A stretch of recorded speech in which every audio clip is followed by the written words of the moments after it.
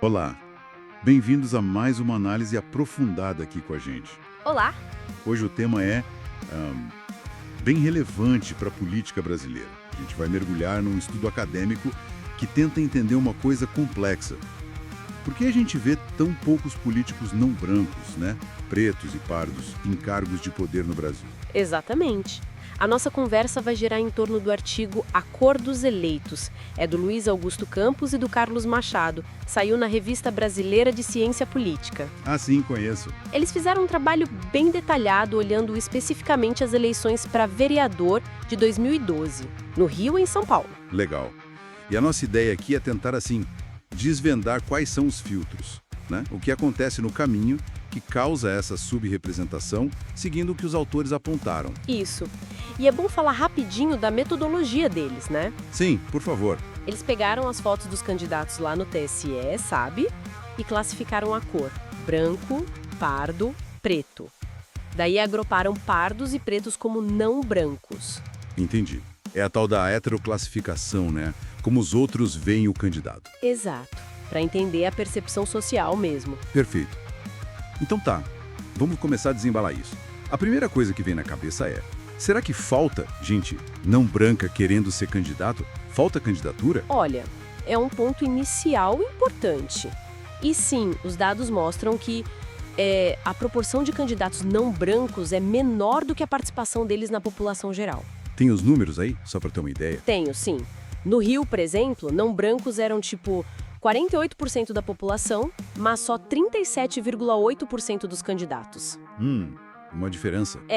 E em São Paulo, 37,1% na população contra 31,6% nas candidaturas. Então, existe essa diferença inicial.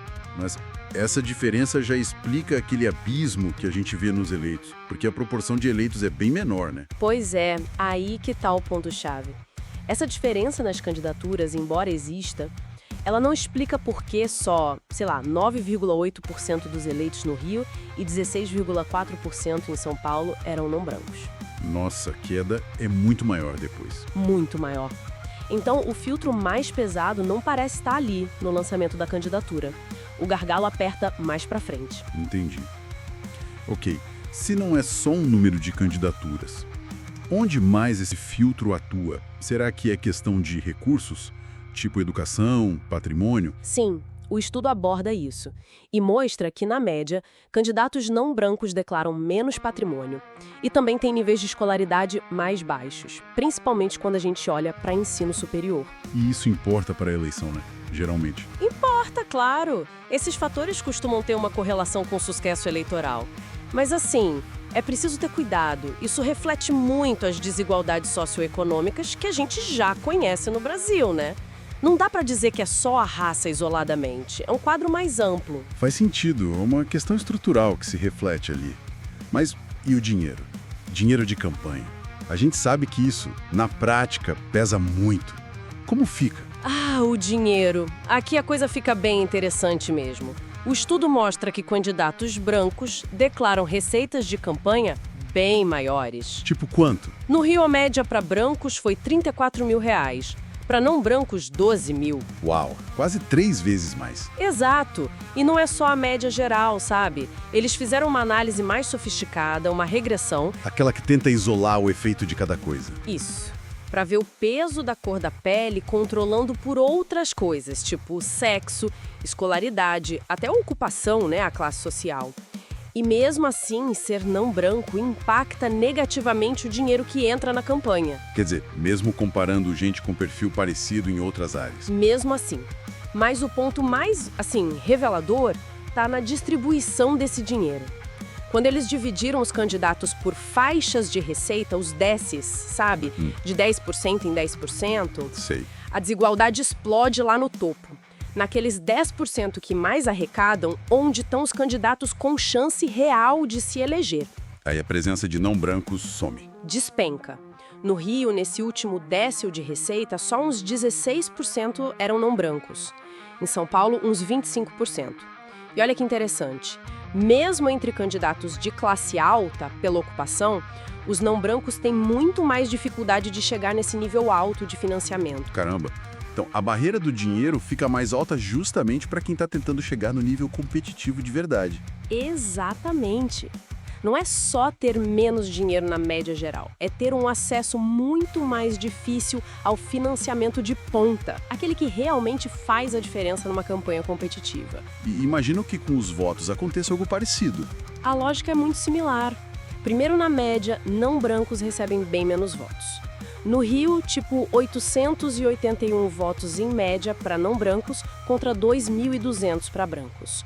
Em São Paulo, 2.581 contra 4.707. Uma diferença grande também. Enorme. E aí, na análise de regressão inicial, até parece que a raça perde um pouco de força quando você controla por outros fatores, né? Educação, dinheiro.